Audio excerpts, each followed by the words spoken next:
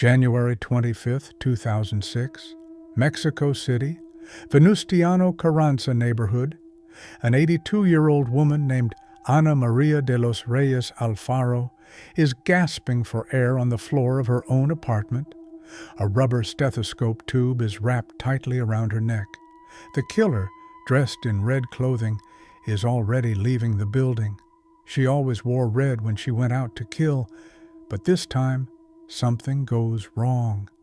A neighbor returns home and spots a large woman with short, light-colored hair and a mole on her face hurrying out of the victim's apartment.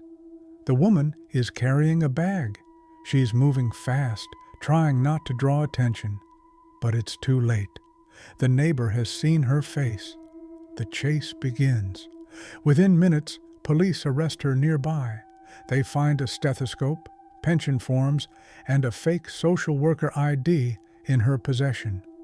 The sight that greets investigators is one of tragic familiarity, yet it holds the key that will finally unravel a decade-long spree of terror. Her fingerprints will match 10 different crime scenes. An 8-year hunt is finally over. The woman they've caught will turn out to be the most prolific female serial killer in Mexican history. Between 42 and 48 victims, according to different estimates. Her name is Juana Barraza. Her nickname, La Mataviejitas, the little old lady killer. By day, she sold popcorn and cooked tacos. By night, she strangled elderly women. And for years, nobody suspected her. December 27, 1957, a small town called Epazoyucan in Hidalgo State, a rural area north of Mexico City. A baby girl is born. Her name is Juana Dayanara Barraza Samperio. Her father is a police officer named Trinidad Barraza. Her mother, Justa Samperio, struggles with severe alcoholism. From the very beginning, violence surrounds this little girl. She barely speaks to her mother. Their relationship is destroyed before it even has a chance to form. Juana never learns to read.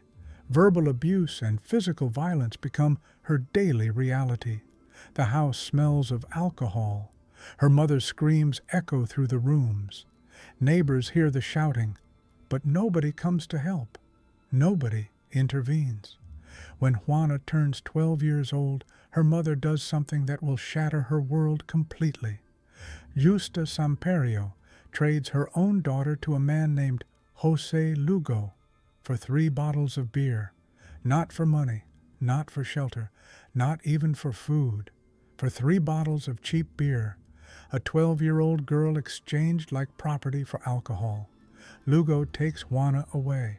For the next 4 years, she lives under his control in conditions that can only be described as captivity. He subjects her to repeated physical and psychological torment. She has no escape. No one comes looking for her. No one files a missing person report. The authorities never investigate.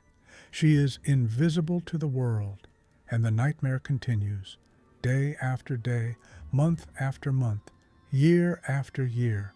Finally, at 16, Juana escapes. She runs and never looks back. But the damage is done. The scars, both physical and psychological, will never fully heal. Criminologist Miguel Ontiveros, who later studies Barraza's case, will say this: Juana was so damaged by her childhood experience that it couldn't help but affect her entire subsequent life. The trauma doesn't heal. It festers.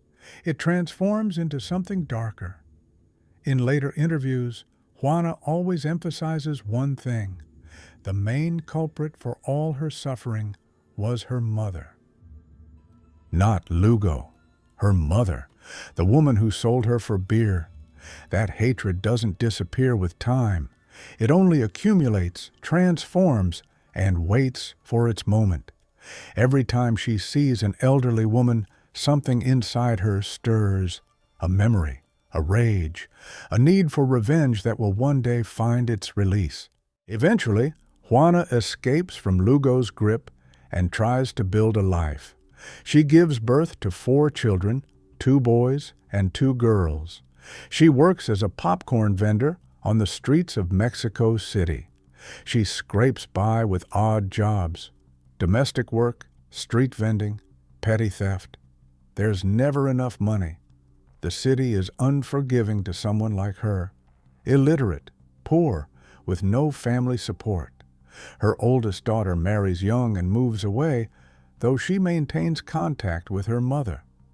Juana lives in a modest rented apartment on the eastern outskirts of Mexico City with her 2 youngest children, a 13-year-old boy and an 11-year-old girl.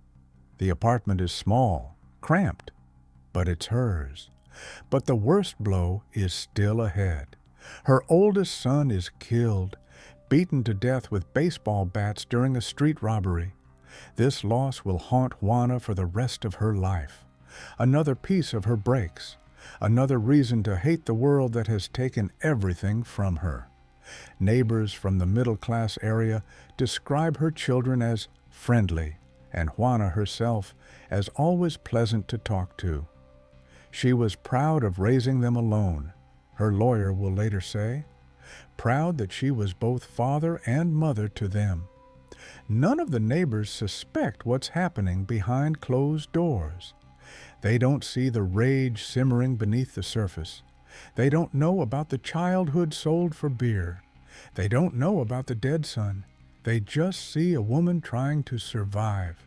At some point, Juana turns to a world that promises fame and income, lucha libre, Mexican wrestling. She creates a stage persona, La Dama del Silencio, the Lady of Silence. Juana performs as a ruda, a heel, a villain character. She wears a mask and plays the bad guy, but she never achieves a real professional career. Barraza tells people she performed in a mask, toured the United States, even won a WWF Women's Championship belt. To make it convincing, she shows off a fake belt with Goldberg's name on it. It's all a lie. In reality, she only works as a fight organizer, claiming to manage the careers of 70 wrestlers. But she needs the fantasy. She needs to be someone other than the girl sold for beer. When asked why she chose the nickname Lady of Silence, Juana answers simply, "Because I'm quiet and keep to myself." The silence is her armor. The silence is her weapon. Juana has another passion. She's a devoted follower of the cult of Santa Muerte, Holy Death. This Mexican folk deity is the patron saint of outcasts, criminals, and those living at the very bottom of society. Juana prays to her, asks for protection, asks for strength, and Santa Muerte listens. By the mid-1990s, Juana's financial situation becomes critical.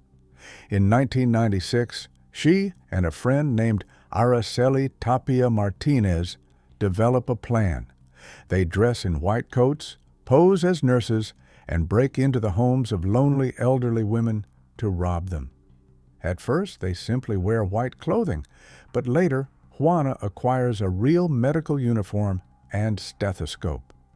The plan works. Old women trust nurses. Old women open their doors. But Tapia is in a relationship with a corrupt federal police officer named Moises Flores Dominguez, and together they begin blackmailing Barraza. The pressure builds, the anger grows, and something inside Juana breaks completely. Robbery is no longer enough. Robbery turns into murder. November 25, 2002, Coyoacán, Mexico City. The first confirmed killing. The victim is 64-year-old Maria de la Luz Gonzalez Anaya. Juana comes to her apartment, dressed as a social worker. They start talking. Gonzalez makes comments that Juana perceives as derogatory. The old woman speaks down to her, criticizes her work, questions her credentials, treats her like she's worthless. Just like her mother once did, rage overwhelms Juana. She attacks Gonzalez, beats her, and then strangles her with her bare hands until the woman stops breathing. The body lies on the floor, silent, still, and Juana feels something she hasn't felt in years: power, control, justice. After the murder, she takes money and valuables. Then she leaves. For 3 months, Juana doesn't kill. Perhaps she's terrified of what she's done. Perhaps she's waiting to see if police will come. But they don't. The murder goes unsolved, and the rage returns, stronger than before. She might have been inspired to do it again by existing stories about the Mataviejitas that were already appearing in the media. She didn't start the series, but she continued it. Other people were killing old women in Mexico City. Why shouldn't she? March 2003, 4 months after the first murder, Juana kills again. The victim is 84-year-old Guillermina Leon. This time she uses a ligature. This time she takes religious items as trophies. And this time she knows she'll do it again. In a later interview, Juana explains her rage this way: "When I saw them, I felt enormous anger, especially when they acted arrogant or believed that because of their money they could humiliate me." When asked directly why she killed the women, she says simply, "I got angry." Each old woman becomes a substitute for her mother. Each murder, revenge for a childhood destroyed. From 2003 to January 2006, a wave of brutal murders sweeps through Mexico City. The victims are lonely widows over 60 years old, living without family. All victims are women, all killed in their own homes, all strangled. Juana Barraza's method is calculated down to the smallest detail. She always dresses in red when she goes out to kill. She develops several ways to gain entry into homes. Sometimes she approaches victims on the street, offering to help carry grocery bags, then asks for cleaning or laundry work. Other times she knocks on doors, posing as a nurse from the city council or a social worker. She always carries a stethoscope, pension forms, and a fake ID. She offers free checkups, massages, help with obtaining medications, and social benefits. Juana scouts her victims in public places, elderly women who are alone, who look vulnerable, who remind her of the mother she hates. Once trust is established and the door opens, the killing begins. The murders follow a pattern. She strangles her victims, most often with that same stethoscope. Sometimes she uses telephone cables, stockings, or ropes. Some victims she beats before death. Some she sexually defiles after killing them. After each murder, Juana takes money and belongings. But not everything she steals has material value. Investigators notice a strange pattern. Most often, religious items go missing: crucifixes, Bibles, rings, images of saints. From 3 victims, the same reproduction of an 18th century painting by French artist Jean-Baptiste Greuze, Boy in a Red Waistcoat, disappears. This detail turns out to be a false lead, but it points to something important. Juana collects trophies. After her arrest, many of these items will be found in her apartment, along with newspaper clippings about her own crimes.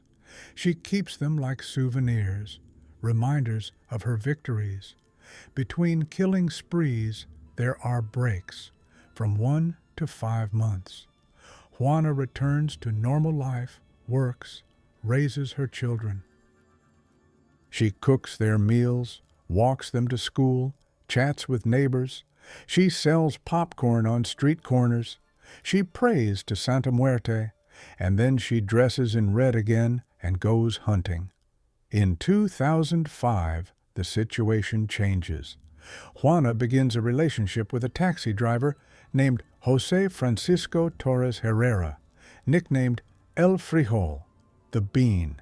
He becomes her accomplice. With his help, attacks become more frequent, the geography expands, and the timing of murders shifts from daytime hours to nighttime. Now she has a driver. Now she can strike anywhere in the city. August 9th, 2005. Emma Reyes Peña, 72, is beaten and strangled. August 11th, 2005. Carmen Sanchez Serrano, 76, is bludgeoned to death. August 15th, 2005. Juana kills 91-year-old Dolores Concepcion Silva Calva by strangling her with a bandana, then sets the body on fire. August 31st, 2005. Margarita Martel Vasquez, 72, is strangled with a cord. September 28th, 2005. A murder occurs that shakes all of Mexico City. The victim is 82-year-old Carmen Camila Gonzalez Miguel, a woman from high society, mother of renowned Mexican criminologist Luis Rafael Moreno Gonzalez. This crime forces police to launch a special operation codenamed Operación Parques y Jardines, Operation Parks and Gardens. When one of their own is touched, the authorities finally take action. September 29th, 2005. Simona Bedolla Ayala, 79, is beaten, smothered with a pillow, then strangled. October 24th, 2005. Maria Dolores Martinez Benavides, 70, is beaten and strangled with a stethoscope with such force that her neck snaps. Mexico City police know a serial killer is operating in the city. The media and law enforcement give the perpetrator a nickname, La Mataviejitas, the little old lady killer. Estimates of the number of victims range from 42 to 48 murders. Fear spreads through the capital. Elderly women lock their doors. They refuse to answer knocks from strangers. But still, the killings continue. But the investigation is a disaster from the start. The authorities are heavily criticized by the media for dismissing evidence that a serial killer is at work in Mexico City as merely media sensationalism as late as the summer of 2005. They waste precious time refusing to believe what's happening. When they finally launch an investigation, things get worse. Witnesses describe seeing a large person leaving crime scenes. Some say it's a woman. Others say it's a man dressed as a woman. Investigators are convinced they're looking for a man. Even when more witnesses come forward describing a woman, police believe it's a male transvestite. What happens next is disgraceful. Police launch what one journalist describes as a ham-fisted and unproductive swoop on Mexico City's transvestite prostitutes. Hundreds of transgender people are rounded up, questioned, humiliated. None of them have anything to do with the murders, but the police need someone to blame. They need to show they're doing something. Mexico City prosecutor Bernardo Batis creates a profile of the perpetrator. A brilliant mind, quite clever and careful. Investigators believe the killer poses as a government official, offering victims registration in social programs. They're right about the details, but wrong about the main thing. They're looking for a man when the killer is a woman. In desperation, police reach absurdity. 2 months after one murder, they begin checking fingerprints on bodies in city morgues, believing that Mataviejitas might have committed suicide. They're grasping at straws. Meanwhile, 2 other people get caught in the net. In 2005, Araceli Vasquez and Mario Tablas are arrested and identified by police and media as La Mataviejitas. Vasquez is accused of murdering an elderly woman based on inconclusive evidence. The modus operandi actually matches that of Juana Barraza, as do the physical descriptions provided by witnesses. A fingerprint found at one crime scene attributed to Vasquez actually belongs to Barraza. But Vasquez is convicted anyway and sentenced to 23 years and 9 months. Tablas, identified by witnesses, dies in prison. Recently declassified court records expose a trail of negligence, manipulation, and lack of transparency in the official investigation, along with numerous arbitrary arrests. The real killer is still out there, still hunting, and the police have no idea. The atmosphere in the capital grows increasingly tense. Elderly women are terrified to open their doors to anyone. Families warn their aging mothers and grandmothers, but many of these women live alone. Many have no family, and they need help with groceries, with medicine, with paperwork. When a friendly woman in a uniform knocks on the door offering assistance, how can they refuse? January 25th, 2006. Juana Barraza puts on red clothing, takes her stethoscope, and comes to the apartment of 82-year-old Ana Maria de los Reyes Alfaro. According to Juana herself, she offers the old woman cleaning services. According to another version, an argument arises over payment. Perhaps Alfaro questions Juana's price. Perhaps she insults her. Perhaps she just looks at her the wrong way. Whatever the trigger, rage takes over. Juana goes behind Ana Maria's back, wraps the rubber stethoscope tube around her neck, and strangles her until the old woman stops breathing. The body falls to the floor. Juana grabs valuables and hurriedly leaves the apartment. She's done this dozens of times before. She expects to disappear into the city like always. But this time, luck turns against her. A resident of the building arrives home and discovers Ana Maria's body. He immediately calls the police. And then he sees her, a large woman with short, light-colored hair and a mole on her face, carrying a bag, hurrying out of the building. Their eyes meet for a moment. Then she runs. The chase begins. Police are already on their way. Juana doesn't get far. Within minutes, she's detained near the crime scene. On her person, they find a stethoscope, pension forms, and a fake social worker ID, everything she needs to gain entry into elderly women's homes. At the police station, she behaves calmly, almost indifferently. She doesn't cry. She doesn't beg. She doesn't try to explain. Mexico City Police Chief Joel Ortega Cuevas later tells journalists that she coldly confessed to being the little old lady killer. When questioned about her motives, she describes her brutal childhood and the hatred she felt toward her mother as motivation for her murders. Forensic scientists compare Barraza's fingerprints with those found at crime scenes across the city. The results are shocking. Her fingerprints match at least 10 different murders. Prosecutor Bernardo Bates announces to journalists that the fingerprints matched in 10 murder cases, as well as in one attempted murder. The woman they've been hunting for years has been hiding in plain sight. A popcorn vendor, a mother, a neighbor. Nobody suspected her because nobody believed a woman could do such things. The hunt is over. But questions remain. How many more victims are there? How many murders went unsolved because police were looking for a man instead of a woman? And how many innocent people were arrested while the real killer walked free? Spring 2008, the trial of Juana Barraza begins. Prosecutors accuse her of involvement in 40 murders. The courtroom is packed. Media from around the world have descended on Mexico City to cover the trial of one of the most prolific female serial killers in history. Juana sits calmly through the proceedings. She confesses to only one murder, that of Ana Maria Alfaro.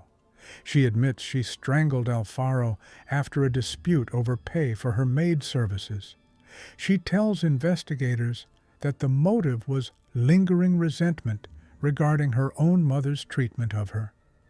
The authorities believe that Juana associated her elderly victims with her mother and believed that she was helping society by killing them.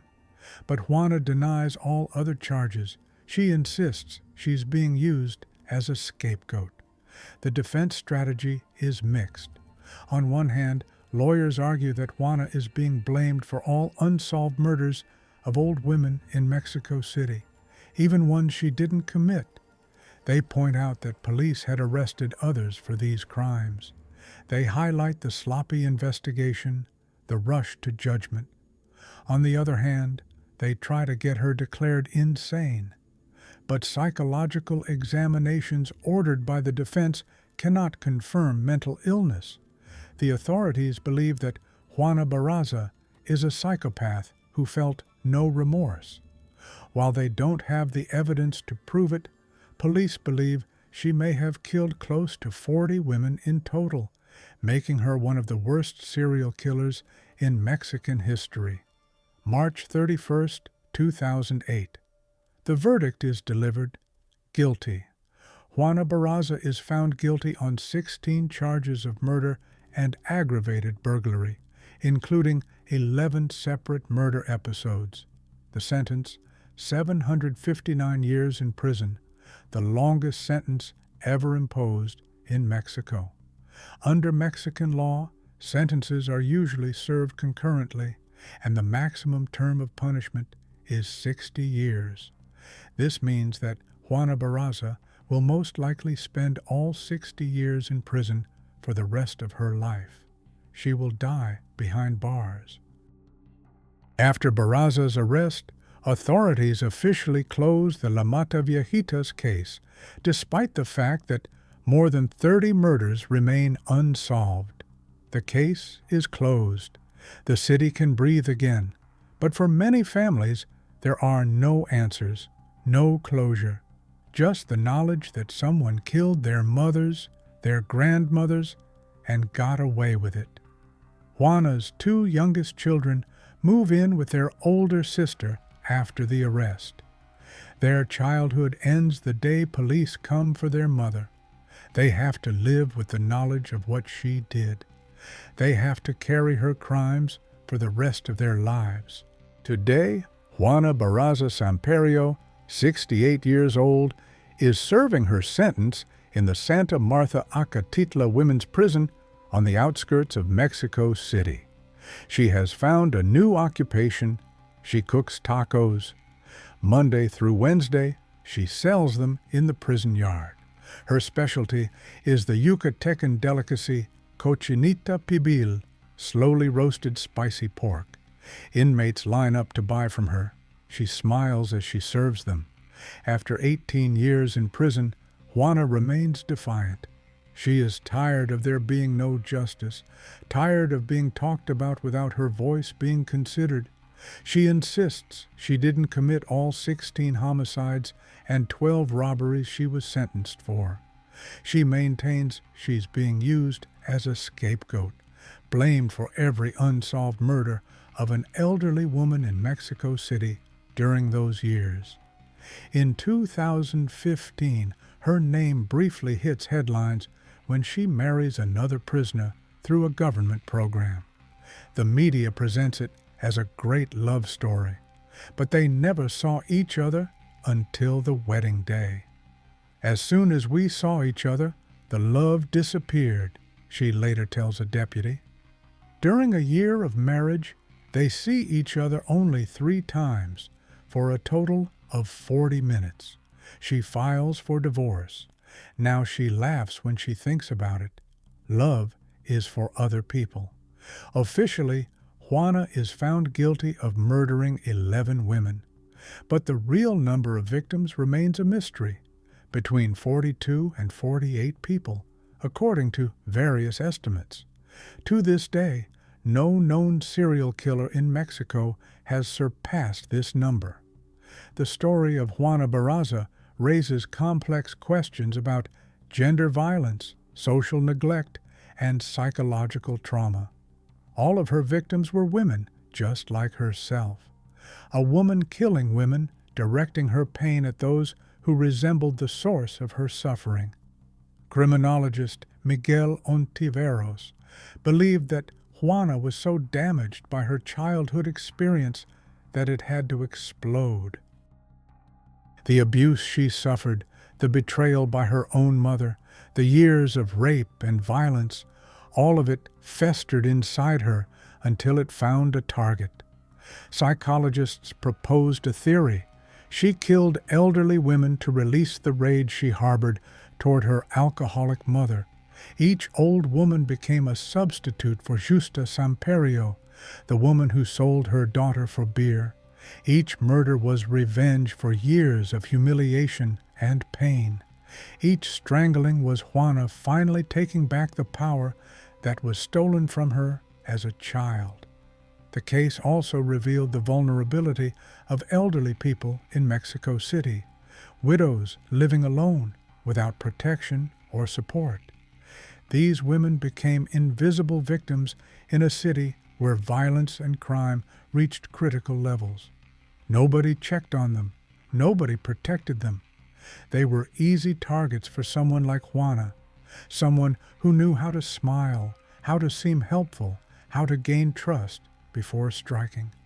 For 8 years, police couldn't believe the killer was a woman and wasted precious time raiding transgender people instead of searching for the real criminal. Their biases, their assumptions, their refusal to believe that a woman could commit such violence, all of it allowed Juana to kill again and again. How many lives could have been saved if they had looked in the right direction sooner? Recently declassified court records reveal a trail of negligence, manipulation, and lack of transparency in the official investigation. Innocent people were arrested. Evidence was mishandled. The system failed at every level. She will spend the rest of her days behind bars. But questions remain. How many more victims were never found? How many unsolved murders of elderly women in Mexico City are connected to her? How many families still don't know what happened to their mothers and grandmothers? And could the tragedy have been prevented if someone had intervened when a 12-year-old girl was sold for 3 bottles of beer? We'll never know. We only know what happened instead. The Lady of Silence keeps her secrets, and in the prison yard every Monday, Tuesday, and Wednesday, the smell of cochinita pibil tacos fills the air. Juana Barraza serves them with a smile. She makes small talk with customers. She laughs. And somewhere in Mexico City, there are families still waiting for answers, still wondering what happened to their loved ones, still living with the silence.